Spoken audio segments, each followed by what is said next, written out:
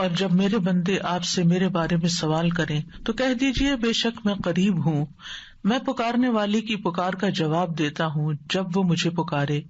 تو ان کو چاہیے کہ وہ میرا حکم مانیں اور مجھ پر ایمان رکھیں تاکہ وہ ہدایت پائیں. فاستغفروه ثم توبوا إليه إن ربي قريب مجيب. سو اس سے بخشش مانگو پھر اس کی طرف پلٹ آؤ، یقیناً میرا رب قریب ہے، قبول کرنے والا ہے. اللہم لک الحمد لا الہ الا انت وحدک لا شریک لک المنان بدیع السماوات والارض ذی الجلال والاکرام. اے اللہ، ساری تعریف تیرے لیے ہے، تیرے سوا کوئی الہ نہیں، تو اکیلا ہے، تیرا کوئی شریک نہیں، تو بہت نوازنے والا ہے، تو آسمانوں اور زمین کا پیدا کرنے والا ہے، اے جلال اور اکرام والے رب. اللہم صلی علی محمد وعلی آل محمد کما صلیت علی ابراہیم وعلی آل ابراہیم انک حمید مجید. اللہم بارک علی محمد وعلی آل محمد کما بارکت علی ابراہیم وعلی آل ابراہیم انک حمید مجید. آج ہم انشاءاللہ رزق میں کشادگی کی دعائیں پڑھیں گے. اللہ تعالیٰ نے انسان کو پیدا کیا اور پیدا کرنے کے بعد یوں ہی چھوڑ نہیں دیا، بلکہ انسانوں کی ضروریات بھی پوری کی، انہیں رزق عطا کیا، انہیں زندگی بسر کرنے کے اسباب بھی فراہم کیے. سورۃ الروم میں اللہ تعالیٰ فرماتے ہیں اللہ الذی خلقکم ثم رزقکم ثم یمیتکم ثم یحییکم هل من شرکائکم من یفعل من ذلکم من شیء سبحانہ وتعالی عما یشرکون. اللہ وہ ہے جس نے تمہیں پیدا کیا ہے، پھر تمہیں رزق دیا ہے، پھر وہی تمہیں موت دے گا، پھر وہی تمہیں زندہ کرے گا. کیا تمہارے شریکوں میں سے کوئی ہے جو ان کاموں میں سے کچھ بھی کرے، یعنی زندگی دے اور رزق دے یا موت دے؟ وہ پاک ہے اور بہت بلند ہے اس سے جو وہ شریک ٹھہراتے ہیں. تو اللہ سبحانہ تعالی رازق ہے اور اس کی صفت الرزاق بھی ہے، یعنی بہت زیادہ رزق دینے والا. اس نے آسمان و زمین کی تخلیق کے وقت ہی زمین کے اندر معیشت اور رزق کے وہ سارے سامان رکھ دیے تھے جس کی زمین والوں کو ضرورت تھی. یعنی جب اللہ تعالیٰ نے زمین کو پیدا کیا تو صرف اس پلانٹ کو نہیں پیدا کیا بلکہ اس کے اندر اسباب رزق بھی پیدا کر دیے، اور جتنی بھی مخلوقات پیدا کی جو ان گنت ہیں، ہم گن نہیں سکتے. یعنی انسان تو انسان، انسانوں کے علاوہ جنات، پھر حیوانات، چرند پرند درندے، چیونٹیاں، کیڑے مکوڑے، سمندر کی مخلوقات جو ان گنت ہیں، جن کی صرف اقسام ہی ان گنت ہیں.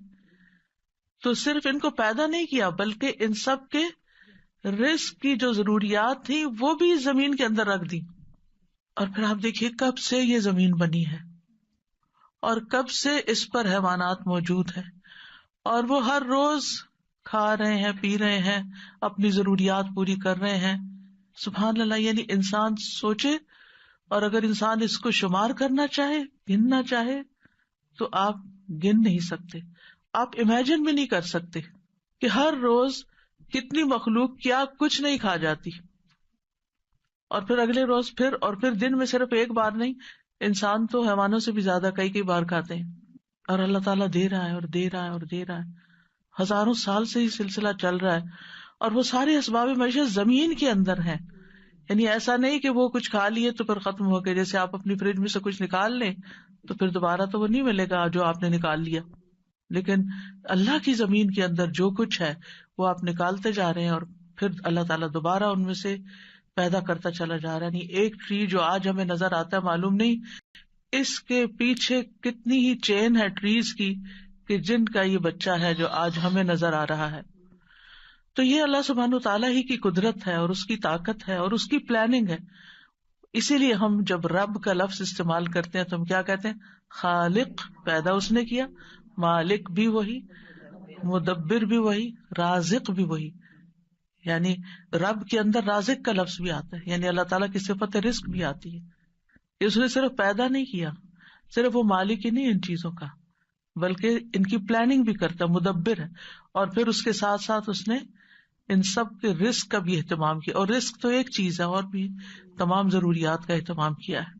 سورۃ ہود میں آتا ہے وَمَا مِن دَابَّةٍ فِي الْأَرْضِ إِلَّا عَلَى اللَّهِ رِزْقُهَا، زمین میں چلنے والا کوئی جاندار ایسا نہیں مگر اس کا رزق اللہ ہی کے ذمہ ہے. وہ پرندوں کو ان کے گھونسلوں میں، درندوں کو ان کی گھات میں، مچھلیوں کو سمندر کی تہہ میں، چیونٹیوں کو ان کے بلوں میں رزق فراہم کر رہا ہے. اور رزق کا مالک بھی صرف وہی ہے. سب کچھ اس کے ہاتھ میں ہے، سب کچھ اس کے اختیار میں ہے. وہ جس کے لیے چاہتا ہے رزق کشادہ کر دیتا ہے، اور جس کو چاہتا ہے نپا تلا دیتا ہے، جس کے لیے چاہتا ہے تنگ کر دیتا ہے. ان اللہ یرزق من یشاء بغیر حساب. لیکن بندوں کے لیے حکم کیا ہے کہ وہ نکلیں، رزق کی تلاش کریں، اللہ سے رزق طلب کریں. فابتغوا عند اللہ الرزق واعبدوہ، سو تم اللہ ہی کے ہاں رزق تلاش کرو اور اسی کی عبادت کرو. حیوانات رزق کی تلاش میں نکلتے ہیں، پرندے اپنے گھونسلوں سے نکلتے ہیں، چیونٹیاں بلوں سے نکلتی ہیں، اور اسی طرح باقی مخلوقات بھی اپنے رزق کی تلاش میں سارا دن مارے مارے پھرتی ہے. صبح خالی پیٹ نکلتے ہیں اپنے گھونسلوں سے پرندے، اور رات کو پیٹ بھرے واپس لوٹتے ہیں. لیکن پیٹ بھرنے کے لیے ان کو محنت کرنی پڑتی ہے اور کوشش اور بھاگ دوڑ کرنی پڑتی ہے، جو وہ سارے کر رہے ہوتے ہیں.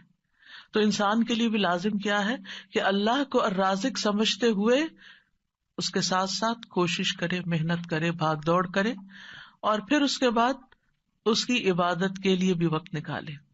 پرندوں کی تو تسبیح کافی ہے، لیکن انسان کو عبادت کے مختلف طریقے سکھائے گئے ہیں. اس سلسلے میں آج کی دعا سورۃ المائدہ میں اللہ تعالیٰ فرماتے ہیں قال عيسى ابن مريم اللهم ربنا أنزل علينا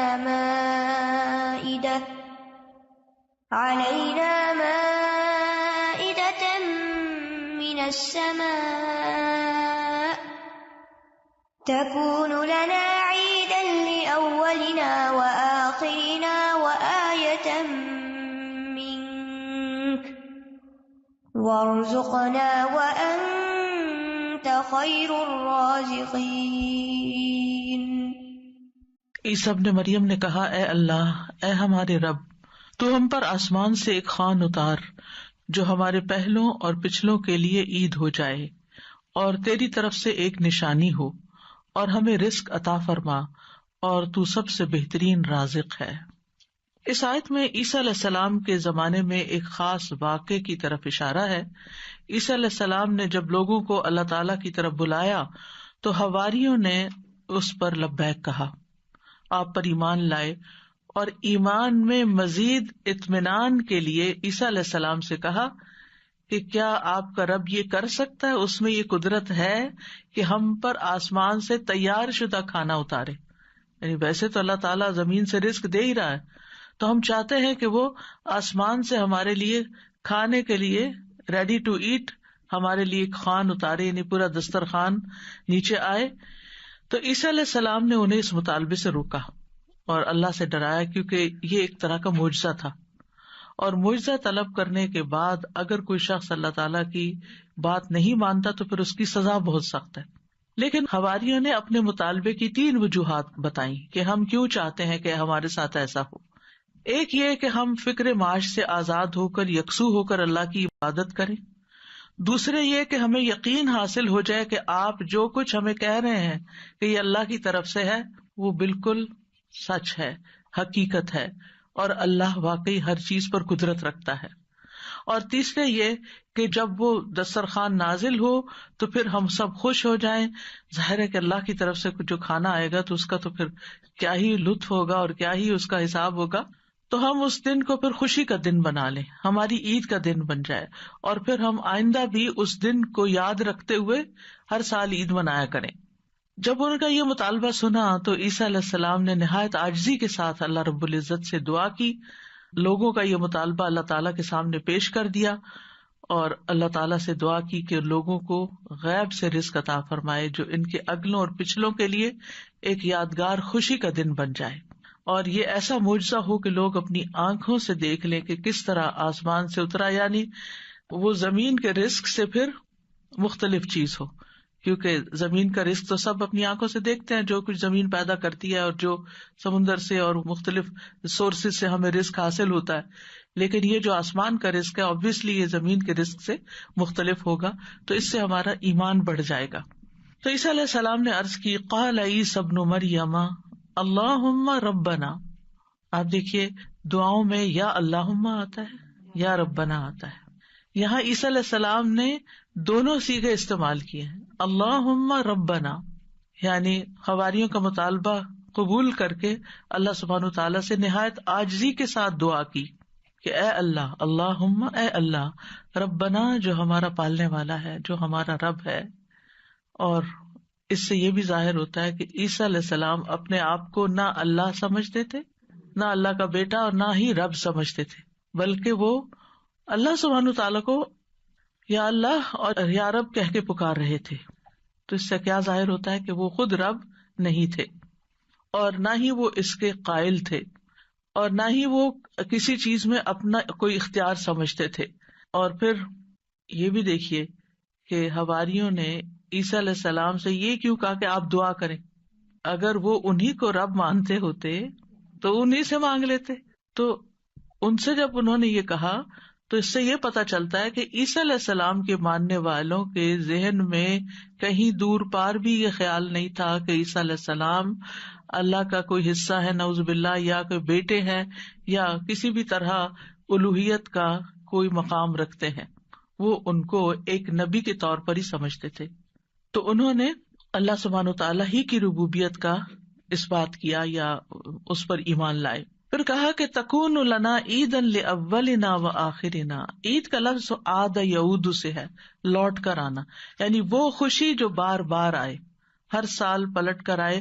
یہ سالانہ بھی ہو سکتی ہے اور ہفتہ وار بھی۔ مسلمانوں کی 2 عیدیں سالانہ ہیں اور ایک ہفتہ وار ہے۔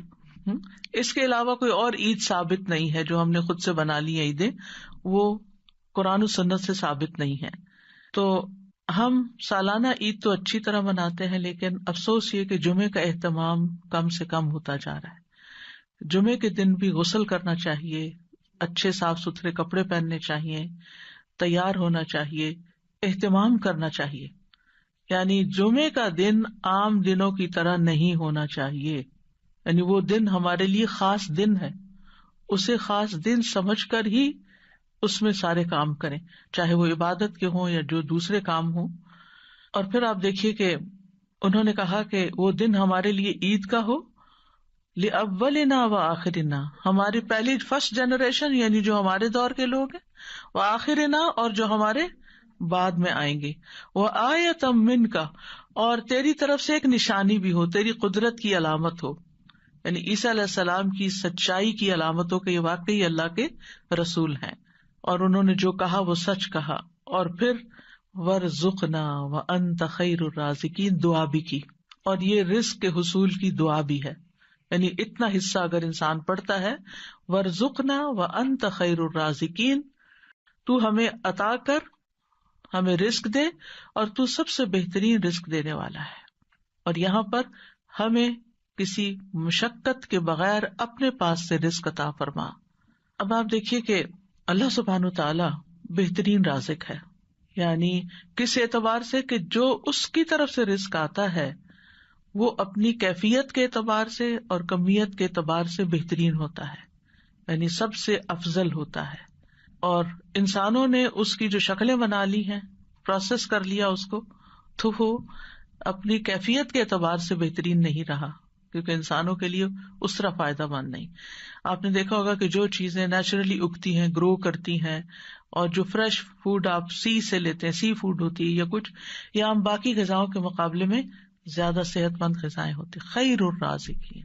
اور اس لیے بھی خیر الرازقین کہا گیا اللہ تعالیٰ کو کہ لوگ اگر اللہ تعالیٰ کی نافرمانی بھی کریں تو بھی وہ ان کو اپنا رزق دیتا ہے، وہ کفر بھی کریں، اس کا انکار بھی کریں، اس سے ناراض بھی ہوں، پھر بھی رزق دیتا ہے. لیکن بندوں میں سے جو کسی کو رزق دیتے ہیں وہ ایسا نہیں کرتے، حتیٰ کہ ماں باپ بھی اگر دیکھتے کہ بچے بات نہیں مانتے تو ان سے کنارہ کش ہو جاتے ہیں. آپ جہاں جاب کرتے ہیں جاب نہیں کریں تو آپ کو کوئی سیلری نہیں دے گا. انسانوں کا معاملہ یہ ہوتا ہے. لیکن اللہ سبحانہ وتعالیٰ آپ عبادت کریں یا نہ، آپ نماز پڑھیں یا نہ، آپ روزہ رکھیں یا نہ، وہ آپ کو کھانے کو دیتا رہے گا. تو اس دعا سے یہ پتا چلتا ہے کہ انسان جب دعا کرے تو بہت عاجزی کے ساتھ دعا کرے اور اللہ تعالیٰ کو اس کے بہترین ناموں کے ساتھ پکارے. اللہم ربنا، یہ دونوں نام اکٹھے بھی کر سکتے ہیں، اور اس کے علاوہ بھی یا رزاق، یا فتاح. اور پھر یہ کہ انتہائی عاجزی اور انکساری رویے میں بھی ہونی چاہیے کہ اللہ ہم محتاج ہیں، تو دینے والا ہے. اور پھر اللہ تعالیٰ سے بہترین رزق مانگنا چاہیے، یعنی تو بہترین رزق دینے والا. اللہ تعالیٰ کی صفت کو بیان کیا جا رہا ہے، یعنی ہمیں بھی ایک طرح سے انڈائریکٹلی کیا کہا جا رہا ہے کہ ہمیں بھی بہترین رزق عطا فرما. رزق کیا چیز ہے، یعنی رزق کا اطلاق کس کس چیز پر ہوتا ہے؟ ابن منظور لسان العرب میں کہتے ہیں رزق سے مراد ہر وہ چیز ہے جس کے ساتھ ہر زندہ مخلوق کی زندگی قائم ہوتی ہے، یعنی جس پر زندگی کا انحصار ہوتا ہے، خواہ وہ چیز مانوی ہو یا مادی ہو. مانوی سے مراد یعنی جس کو ہم چھو نہیں سکتے، جس کو ہم جانتے ہیں، سمجھتے ہیں، محسوس کرتے ہیں، یعنی انٹینجیبل جس کو آپ کہہ سکتے ہیں. تو رزق دونوں طرح ہوتا ہے، ٹینجیبل بھی اور انٹینجیبل بھی. اسی طرح بعض نے یہ کہا کہ ہر نعمت ہی ایک طرح سے رزق ہے، یعنی جتنی بھی نعمتیں ہمیں ملی ہیں وہ ساری رزق ہیں. یعنی صرف مال ہی رزق نہیں ہے بلکہ رزق کا ایک وسیع دروازہ ہے.